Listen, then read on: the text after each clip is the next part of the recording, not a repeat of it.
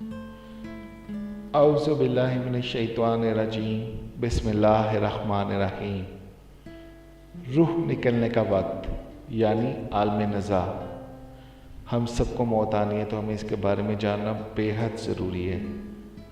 कुरान करीम में अल्लाह ताला बयान फरमाता है, रूह गले में आकर अटक जाएगी और लोग कहेंगे कि है कोई झाड़ फूंक करने वाला, कोई वो दम दरूद करने वाला। हालांकि मरने वाला तो समझ जाता है कि अब जुदाई का वक्त आ गया है। रूह निकलने की शिद्दत के बायस इसकी पिंडली दूसरी पिंडली से लिपट रही होती है। यही तो अपने रब से मुलाकात का वक्त है।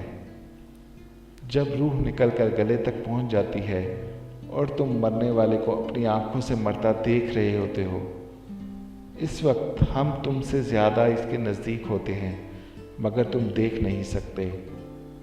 अगर तुम अपने कौल में सच्चे हो कि तुम्हें जज़ा और सज़ा कुछ नहीं मिलनी, तो तुम इसकी रूह को पलटा क्यों नहीं देते? काश तुम देख सको कि जब जालिम मौत की सख्तियों में मुब्तला होते हैं और फरिश्ते अजाब के लिए अपने हाथ को बढ़ाते हुए कहते हैं कि लाओ निकालो अपनी जानें, रहमतुल आलमीन ने मौत के इस इंतहाई होलनाक मरहले से निपटने का नहायत आसान नुस्खा बयान फरमा दिया है। बेशक सदका खुदा के गज़ब को ठंडा करता है और बुरी मौत से बचाता है। और अल्लाह ताला फरमाता है, और खैरात करो इस माल में से जो हमने तुम्हें अता किया है, इससे पहले कि तुम में से किसी को मौत आए तो इस वक्त कहने लगे कि ए मेरे परवरदिगार, तूने मुझे थोड़ी सी और मोहलत क्यों ना दी ताकि मैं खैरात कर लेता और नेक लोगों में दाखिल हो जाता।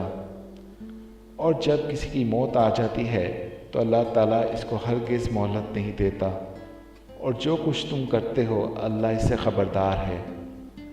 और नसीहत करते रहो, क्योंकि नसीहत ईमान वालों को फ़ायदा देती है।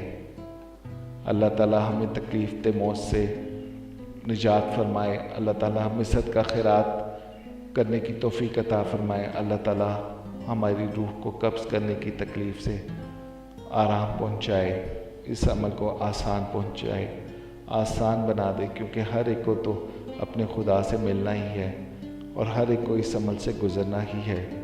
अल्लाह ताला हमारे इस अमल को, अल्लाह ताला हमारी रूह कब्ज़ करने के अमल को आसान और पुरसुकून बना दे, आपके लिए, हम सब के लिए। आमीन या रब्बुल आलमीन।